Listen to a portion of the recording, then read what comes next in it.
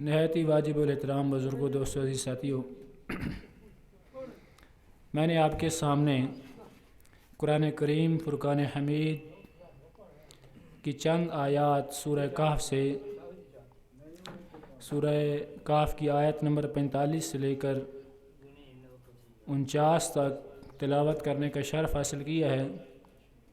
دعا ہے کہ اللہ رب العزت ان آیات بینات کا صحیح مفہوم بیان کرنے کی توفیق عطا فرمائے اور ہمارے دلوں کے اندر ان آیات کا مفہوم راسخ فرمائے اور عمل کی توفیق عطا فرمائے۔ قرآن کریم ہمارے لیے ضابطۂ حیات ہے، قرآن کریم ہی ہمارے لیے دستور العمل ہے۔ دنیا کی کوئی کتاب چاہے جتنی معتبر ہو، لیکن قرآن سے زیادہ کسی کتاب کا مقام نہیں ہے۔ قرآن تمام کتابوں سے افضل ہے، تمام کتابوں سے افضل اور اعلیٰ مواد کتاب کے اندر موجود ہے، کیونکہ حقیقت میں قرآن اللہ کا کلام ہے، اور اللہ کی فضیلت مخلوق کے اوپر آپ بہتر جانتے ہیں کہ اللہ کی فضیلت تو پھر کوئی موازنہ ہی نہیں مخلوق اور خالق کے درمیان۔ جیسے خالق کو برتری، فوقیت اور عظمت اور قدرت حاصل ہے، اسی طرح اللہ کے کلام اور کتاب کو بھی تمام کتابوں اور کلاموں کے اوپر قدرت اور فضیلت حاصل ہے۔ تو قرآن کریم کی آیات ہمارے لیے سب سے معتبر ہیں۔ آئیے دیکھتے ہیں قرآن کے اندر اللہ رب العزت نے ہمیں جھنجھوڑا ہے اور دنیا کی زندگی کے بارے میں بتایا ہے کہ دنیا کی زندگی کیسی ہے اور تم کہاں مارے پھر رہے ہو۔ ہمارے کانسیپٹ کلیئر کیے ہیں، ہمارے تصورات، ہماری جو سوچیں، فکریں اور ہمارے مختلف قسم کے فلسفے جو ہم دنیا کے بارے میں بتاتے رہتے ہیں، سوچتے رہتے ہیں، وہ بیان فرمایا کہ دنیا کی زندگی اور آخرت کی زندگی کیا ہے۔ ویسے تو قرآن کے اندر جا بجا اس طرح کے مضامین ملتے ہیں کہ دنیا کی زندگی عارضی ہے، دنیا کی زندگی کھیل تماشا ہے، دنیا کی زندگی آزمائش کے لیے بنائی ہے۔ جس طرح سورہ ملک کے اندر اللہ رب العزت نے فرمایا کہ خلق الموت والحیات لیبلوکم ایکم احسن عملا، کہ اللہ رب العزت نے یہ موت و حیات کا سلسلہ اس لیے پیدا فرمایا تاکہ وہ دیکھے، آزمائے کہ تم میں سے کون سبقت لے جاتا ہے، کون اچھے اعمال کر لیتا ہے، لیبلوکم، تاکہ وہ دیکھے، آزمائے، ایکم احسن عملا، کہ تم میں سے کون زیادہ اچھے اعمال کرتا ہے۔ تو قرآن کی آیات چونکہ یہ 4 آیات ہیں تو ان کا مضمون تو پھر بہت زیادہ ہے، ہماری بساط نہیں ہے، کسی انسان کی طاقت نہیں ہے کہ اللہ کے کلام کے اندر وہ سارے مضامین بیان کر سکے، سوائے اللہ کے پیارے حبیب کے، کہ اللہ رب العزت نے جس قلب اطہر کے اوپر اپنا کلام نازل فرمایا وہی جانے، یا پھر وہ محب جانے کہ اس بحر زخار، اس سمندر کے مضامین کتنے ہیں۔ لیکن ہمیں اتنا معلوم ہے کہ 1400 سال پہلے سے لے کے آج تک قرآن جس انداز سے اترا تھا اسی طرح طاقتور حیثیت سے ایسا اثر رکھتا ہے کہ لوگ سمجھ آئے نہ آئے ان کی بیماریاں ختم ہو جاتی ہیں۔ سنیں سورہ رحمان کی تلاوت کہیں ہو رہی ہوتی ہے تو ان کی بیماریاں، ان کو شفا مل جاتی ہے، شفاء للمؤمنین فرمایا۔ تو قرآن کے تو بہت رموز ہیں، ہماری اوقات کیا ہے کہ ہم قرآن کے مفاہیم بیان کر سکیں، لیکن جتنا اللہ رب العزت نے ہمیں سمجھ عطا کی ہے ہم کوشش کرتے ہیں کہ اللہ نے قرآن کے اندر کیا فرمایا سمجھنے کی تو کوشش کر سکتے ہیں۔ میں بھی سمجھوں گا، آپ بھی سمجھیں، کوشش کریں کہ اللہ رب العزت نے کیسے ہمیں جھنجھوڑا ہے اور دنیا کے بارے میں بتایا ہے۔ فرمایا اللہ رب العزت اپنے حبیب کو فرما رہا ہے کہ وَاضْرِبْ لَهُم مَثَلَ الْحَيَاةِ الدُّنْيَا، اے حبیب ان کو بتا دو، مثال دے دو دنیا کی زندگی کو۔ میں ترجمہ بتا رہا ہوں پہلے کہ اللہ رب العزت فرماتے ہیں کہ وَاضْرِبْ لَهُم مَثَلَ الْحَيَاةِ الدُّنْيَا، دنیا کی زندگی کی مثال بیان فرما دیں۔ اے حبیب ان لوگوں کے لیے دنیا کی زندگی کی مثال بیان فرما دیں، اور وہ کیسی ہے کہ دنیا کی زندگی مثال سے سمجھا دی۔ مثالوں سے اللہ رب العزت کے یہ شان ہے کہ مثالوں سے زیادہ اللہ رب العزت سمجھاتا ہے کہ انسان کو شاید سمجھ آ جائے۔ فرمایا کہ دنیا کی زندگی کی مثال بیان فرما دیں، ایسے ہے جیسے کمائن انزلناہ من السماء فاختلط بہ نبات الارض، ایسے ہے جیسے آسمان سے ہم پانی اتارتے ہیں اور زمین کے اوپر سبزہ ہرا بھرا ہو جاتا ہے اور زمین کے اوپر فصلیں اگاتی ہیں اور ہر طرف چہل پہل نظر آتی ہے، اور دنیا کے اندر ایسے لگتا ہے کہ جیسے یہ بہت زبردست خوشگوار ہر طرف بہار ہی بہار نظر آتی ہے، اور پھر اگر دیکھا جائے یہ بہار تھوڑی سی ہوتی ہے اور اس کے بعد کیا ہوتا ہے کہ فَأَصْبَحَ هَشِيمًا تَذْرُوهُ الرِّيَاحُ، وہ جو سبزہ، وہ جو فصلیں، وہ لہلہاتے کھیت، اور ہر طرف ہمیں پھل اور فصلیں لہلہاتے کھیت نظر آتے ہیں، ہر طرف جو جب بارش ہوتی ہے تو بہت زیادہ ہمیں سبزہ ہی سبزہ نظر آتا ہے۔ اللہ فرماتا ہے کہ پھر کچھ وقت کے بعد تم دیکھتے ہو کہ وہ جب سوکھ جاتا ہے تو ان کو ہوائیں اڑائے لیے پھرتی ہیں۔ گویا دنیا کی زندگی ایسے ہے کہ جس طرح سادہ الفاظ میں بیان کروں کہ جس طرح دنیا کے اوپر جب کوئی اللہ رب العزت کی رحمت ہوتی ہے اور بارش ہوتی ہے تو پھر سبزہ ہی سبزہ ہو جاتا ہے، اور اس سبزے سے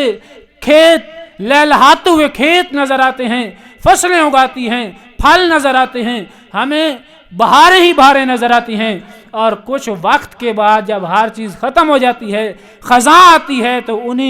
انہی کھیتیوں کو، انہی تنکوں کو، انہی سارے وہ جو بعد میں بہت سا بچ جاتا ہے ان کو ہوائیں اڑائے لیے پھرتی ہیں اور چٹیل میدان نکل آتے ہیں۔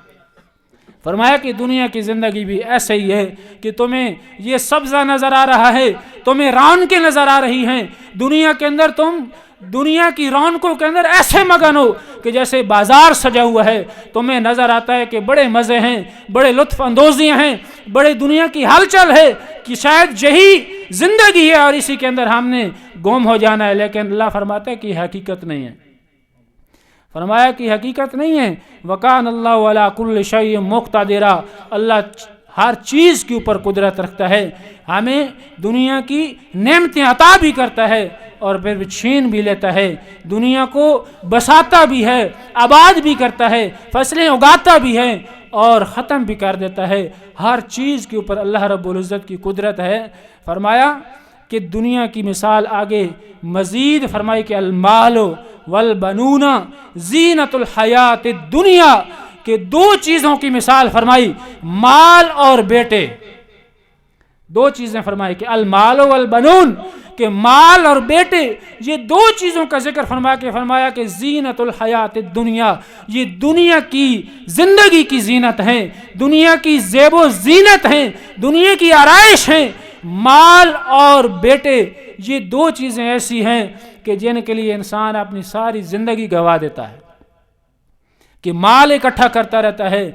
اور بیٹوں کے لیے، اولاد کے لیے کس کا دل نہیں کرتا، اولاد کے لیے سب کچھ کرتا ہے، پہلے تو دعائیں کرتا ہے کہ مجھے مل جائے، جب اولاد مل جاتی ہے تو ان کے لیے مال و اسباب ایسے اکٹھے کرتا رہتا ہے کہ میں یہ بھی بنا لوں، میں یہ بھی بنا لوں، میں اپنی اولاد کے لیے گھر بھی بنا لوں، کوٹھیاں بھی بنا لوں، ان کے لیے کاریں بھی خرید لوں، ان کے لیے ان کی شادیاں بھی کروں، سامان بھی اکٹھے کروں، ان کے لیے جائیدادیں بھی بنا دوں، اور دنیا بھر کی ساری آسائشیں انسان کا دل کرتا ہے۔ کس والد کا دل نہیں کرتا کہ اپنی اولاد کے لیے نہ کرے؟ ہر ایک کا دل کرتا ہے، اور دنیا کے لیے وہ مال اکٹھا کرتا رہتا ہے، اپنے بیٹوں کے لیے، اپنی اولاد کے لیے، لیکن اسے یہ سمجھ نہیں ہوتی کہ یہ مال اور بیٹے دنیا کی زندگی ہیں، ہم نے آخرت میں بھی جانا ہے، اللہ کے حضور پیش بھی ہونا ہے۔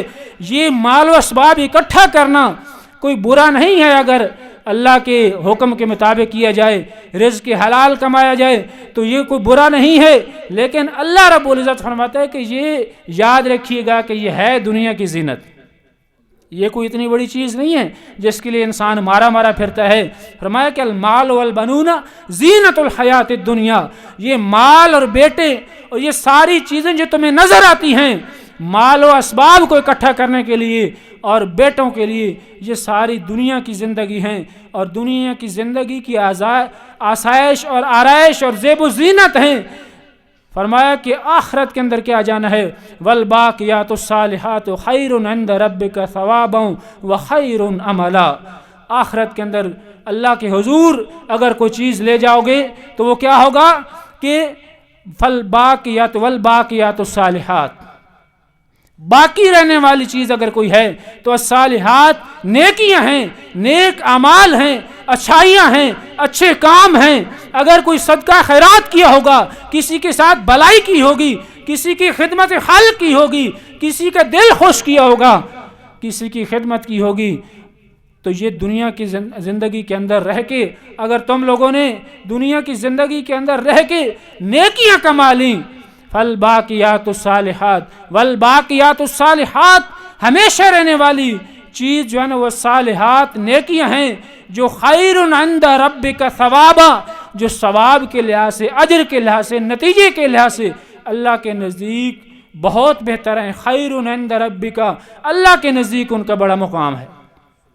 کن چیزوں کا؟ جو اچھے اعمال ہیں، جو تمہارے ساتھ جانی ہیں۔ دنیا کی زیب و زینت یہ ادھر ہی جانی ہے، لیکن تمہارے لیے کیا ہے کہ جو اللہ کے لیے نیکیاں کرو گے، نیک اعمال کرو گے، وہ تمہارے ساتھ جائیں گے۔ انسان کا حساب تو اکیلے ہونا ہے، والدین، بیٹے، اولاد، ہر چیز تو ادھر رہ جانی ہے کہ انسان اکیلا قبر میں جاتا ہے اور اکیلا حساب کا اس کا جواب دہ ہے۔ حساب کتاب اس نے اکیلے دینا ہے، کوئی اس کے ساتھ نہیں جائے گا۔ تو جب جانا اکیلا ہے تو پھر انسان کو تیار بھی رہنا چاہیے کہ میں کس انداز سے جواب دوں گا۔ قبر اکیلی ہوگی، کالی کوٹھڑی ہوگی اور کوئی اولاد ساتھ نہیں جائے گی، مال ساتھ نہیں جائے گا۔ المال والبنون زینت الحیات الدنیا، دنیا کی زینت ادھر رہ جائے گی، اکیلے حساب دینا ہے۔ فرمایا کہ تمہارے لیے اگر کوئی چیز ہے تو والباقیات الصالحات خیر عند ربک ثوابا، وہ جو تمہارے ساتھ جانے والی چیز ہے، وہ ہمیشہ رہنے والی چیز ہے، نیکیاں ہیں، نیک اعمال ہیں، اچھے اعمال ہیں جو تمہارے ساتھ جائیں گے اور تمہارے لیے وہی چیز اللہ کے حضور کو اجر رکھیں گے۔ اللہ کے حضور وہی تمہارے اعمال اور نیکیاں اللہ کے حضور جب جائیں گی تو انہی کا کچھ مقام ہوگا۔ خیر عند ربک ثوابا وخیر عملا، انہی سے امید لگائی جا سکتی ہے، دنیا کی چیزوں سے کوئی امید نہیں لگائی جا سکتی۔ مال سے امید نہیں لگائی جا سکتی، اولاد سے امید نہیں لگائی جا سکتی قیامت والے دن۔ ہاں، جو مال اللہ کی حضور پیش کر دیتا ہے انسان، وہ انسان کے کام آتا ہے۔ جیسے آقا علیہ الصلوۃ والسلام نے فرمایا کہ مال تمہارا مال تو تین قسم کا ہے کہ یا تم خود کھا لو، انسان کھا پی لیتا ہے، یا پہن لیتا ہے، یا انسان کھا پی لیتا ہے مال یا پہن لیتا ہے۔ کپڑے کی صورت میں انسان اپنے لیے کپڑا خرید لیتا ہے، اوڑھنا بچھوڑنا خرید لیتا ہے، یا انسان کھا پی لیتا ہے۔ وہ مال تمہارے لیے ہے، کھا پی لے یا انسان پہن لے یا پھر اللہ کے راستے میں خرچ کر دے۔ یہ تین مال انسان کے، آقا علیہ الصلوۃ والسلام نے فرمایا کہ یہ تین مال انسان کے اپنے ہیں۔ باقی جو مال ہم اکٹھا کرتے رہتے ہیں وہ مال کس کے لیے ہیں؟ باقی پیچھے جو رہ جاتے ہیں وہ اس مال کے اوپر ہمارے سامنے ایسی مثالیں ہیں کہ والد مرحوم مر رہا ہوتا ہے، اس کے انگوٹھے لگوائے جا رہے ہوتے ہیں کہ کہیں تعداد تقسیم نہ ہو جائے، کہیں کسی حقدار کو اس کا حق نہ مل جائے۔ اس کے بعض تو ایسی مثالیں سوشل میڈیا پہ گردش کرتی ہیں کہ موت بالکل قریب آ چکی ہے۔ کئی تو مردہ والدین کے انگوٹھے بھی لگوائے جا رہے ہوتے ہیں کہ وہاں پہ موت آ چکی ہوتی ہے، ان کے انگوٹھے لگوا لیے جاتے ہیں کہ کہیں مال کہیں اور تقسیم نہ ہو جائے۔ تو یہ مال جس کے لیے انسان ساری زندگی پاپڑ بیلتا رہتا ہے وہ کسی اور کا ہے۔ آپ کا مال وہی ہے جو آپ نے کھا لیا، آپ نے پہن لیا، آپ نے اللہ کے راستے میں خرچ کر دیا، وہ مال آپ کا ہے۔ باقی جو مال ہے وہ پیچھے رہ جانے والوں کے لیے ہے۔ تو اللہ رب العزت فرماتا ہے کہ تمہارے لیے اگر کوئی چیز ہے، والباقیات الصالحات خیر عند ربک ثوابا وخیر عملا، اگر کسی چیز سے امید لگائی جا سکتی ہے، کسی چیز سے توقع کی جا سکتی ہے، ویسے تو اللہ کی رحمت پہ انسان کو یقین رکھنا چاہیے۔ انسان کے اعمال انسان اپنے اعمال کے اوپر یقین نہیں کر سکتا. ہاں اللہ کی رحمت پہ یقین کرنا چاہیے، لیکن اللہ رب العزت نے جو ہمیں بتایا، اللہ کا کلام بتا رہا ہے کہ ہاں تمہاری نیکیاں تمہارے کام آئیں گی. تمہاری نیکیاں اگر کوئی باقی رہنے جانے والی چیز ہے، والباقیات الصالحات خیر عند ربک ثوابا وخیر عملا، کہ اللہ کے حضور اگر کسی چیز کا مقام ہے تو وہ نیکیاں ہیں جو تم دنیا کے اندر کما کے جاؤ گے. الدنیا مزرعۃ الاخرہ، دنیا آخرت کی کھیتی ہے. دنیا کے اندر تمہارے لیے آزمائش رکھی گئی ہے. یہ مال بھی آزمائش ہے، یہ اولاد بھی آزمائش ہے، یہ ساری سہولیات ہمیں جو عطا کی گئی ہیں یہ ساری آزمائش بن جاتی ہیں. اگر ان کو اللہ کے حکم کے مطابق ہم اگر استعمال کرتے ہیں تو پھر تو یہ ہمارے لیے بڑی مفید ہیں. اگر اللہ کے حکم کے خلاف استعمال کرتے ہیں، مال کو اس انداز سے استعمال کریں کہ انسان شرابیں پیے، انسان جوئے کھیلے، انسان راگ رنگ کی محفلوں میں، رقص و سرود کی محفلوں میں دولت کو اڑا دے،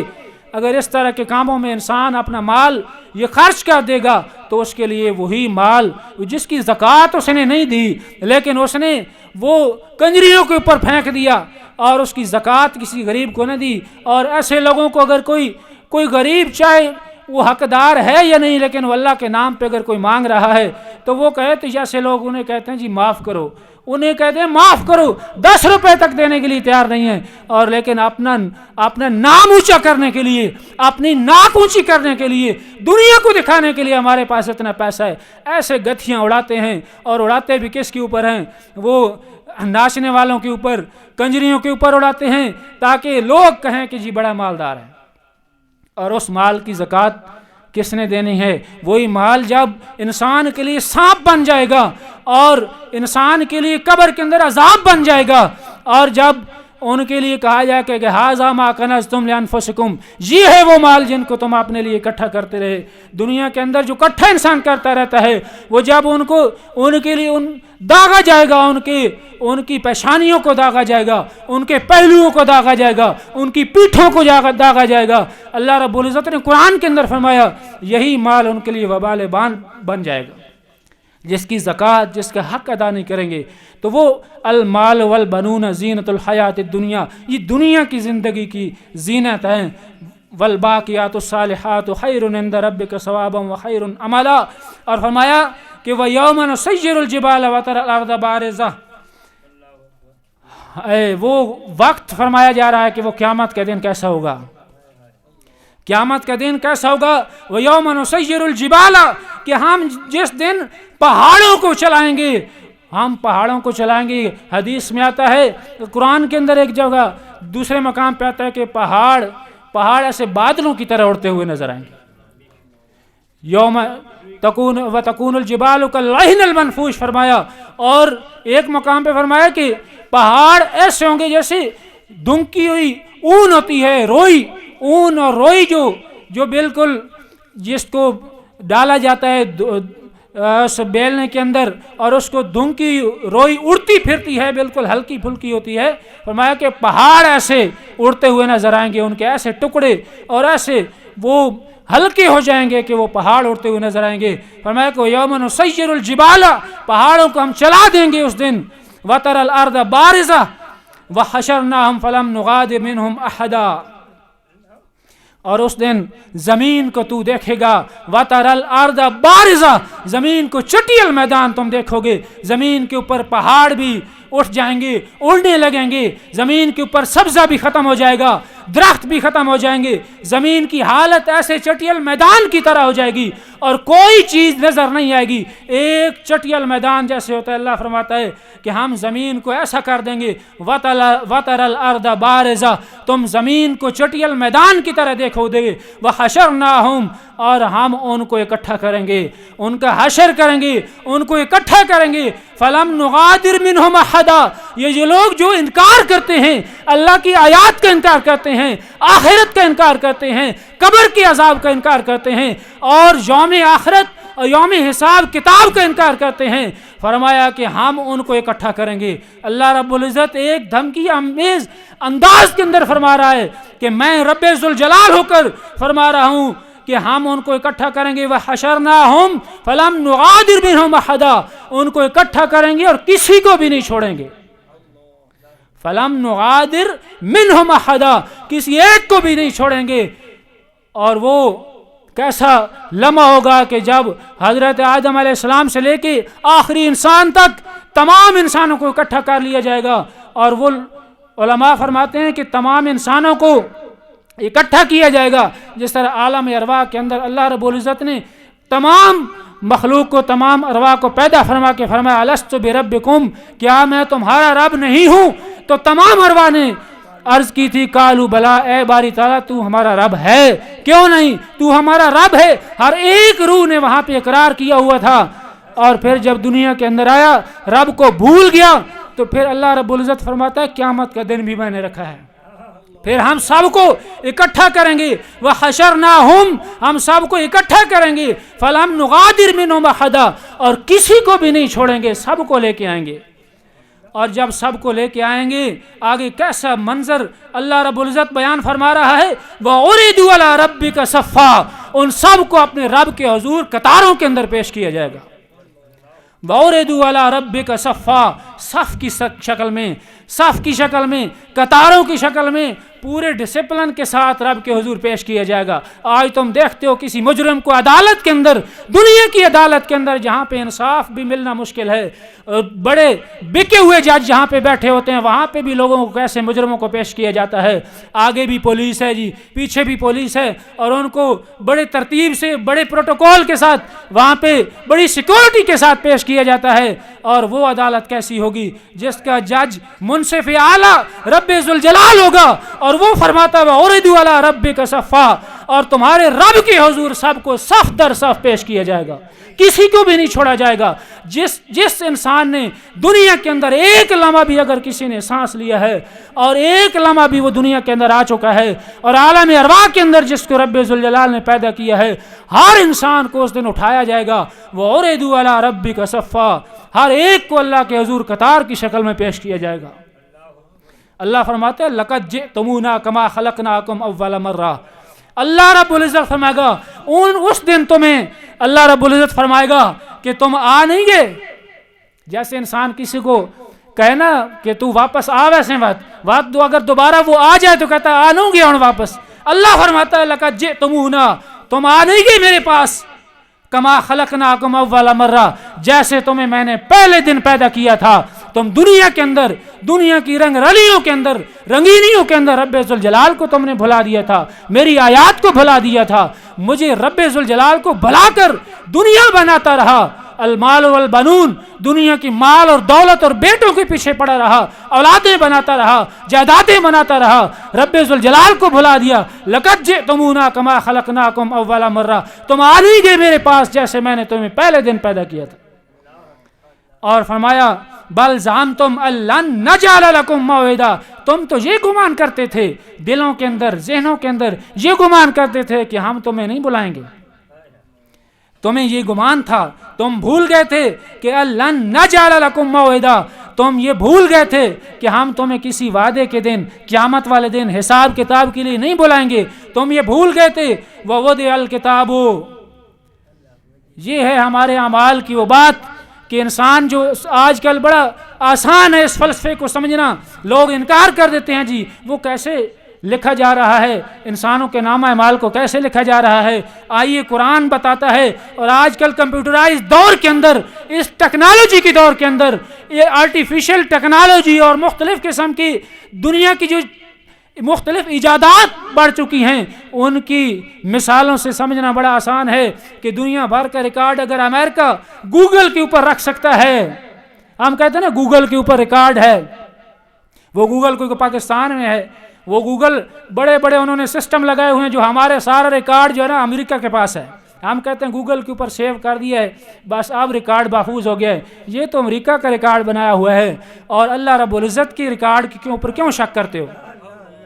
गूगल को कंप्यूटर से हम समझ लें कि कंप्यूटराइज निज़ाम नादरा के अंदर अगर है, अगर हम अपना सिर्फ शनाख्ती कार्ड नंबर देते हैं, पूरा डाटा आ जाता है कि इसकी FRC आ गई, फैमिली रजिस्ट्रेशन सर्टिफिकेट आ जाता है कि ये इतने बेटे हैं, इसकी इतनी बेटियां हैं, इतने इसकी जायदादें हैं, सारा रिकॉर्ड आ जाता है। अगर दुनिया के अंदर तुम ये यकीन कर लेते हो कंप्यूटर के ऊपर, तो अल्लाह के निज़ाम के ऊपर क्यों नहीं यकीन कर सकते? अल्लाह फरमाता है ववुदिअल किताब, उस दिन किताब, कंप्यूटर, बड़ा निज़ाम वो सबके सामने पेश कर दिया जाएगा और फरमाया जाएगा फतरल मुजरिमीन मुशफिकीन मिम्मा फीह, मुजरिम बड़े डरते डरते उसे देखेंगे। फतरल मुजरिमीन, और तू देखेगा कि मुजरिमों को कि मुशफिकीन मिम्मा फीह, उसके अंदर जो कुछ लिखा होगा, उस कंप्यूटर के अंदर, उस अल किताब के अंदर, उस बड़े रजिस्टर के अंदर जो बड़ा लिखा होगा, उस दिन इंसान बड़ा मुजरिम, अल्लाह फरमाता है कि तुम देखोगे कि बड़े डरते डरते हाथ लगाएंगे कि ये क्या हो गया है, मैंने तो बड़े छुप छुप के गुनाह किए थे, मैंने तो बड़े रातों के अंधेरों में गुनाह किए थे, आज ये सारी चीज़ें मेरे सामने कैसे आ गईं। वयक़ूलूना या वैलतना मा लिहाज़िल किताब, उस दिन वो लोग कहेंगे मुजरिम, हाय अफसोस, इस किताब को क्या हो गया है, इस किताबचे को क्या हो गया है, किसने क्या किया। माल हासिल किताब, मैं सिर्फ तर्जमा कर रहा हूँ, आप बेशक जाके सूरह काफ के अंदर ये आयत पढ़ लें, आयत नंबर 45 से लेकर 49 तक अल्लाह रब्बुल इज्जत झंझोड़ रहा है, फरमा रहा है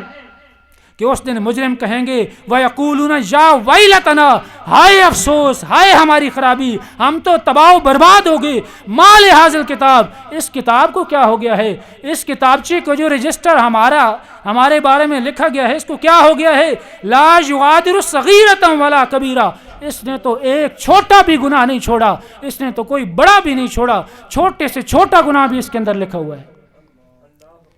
इल्ला अहसाहा, कोई गुनाह ऐसा नहीं होगा जिसको उसके अंदर लिखा ना जाए, हर चीज का अहाता किया। ववजदू मा अमिलू हाजिरा, और वो लोग अपने सामने सब कुछ अपना किया धरा सब कुछ अपने सामने पा लेंगे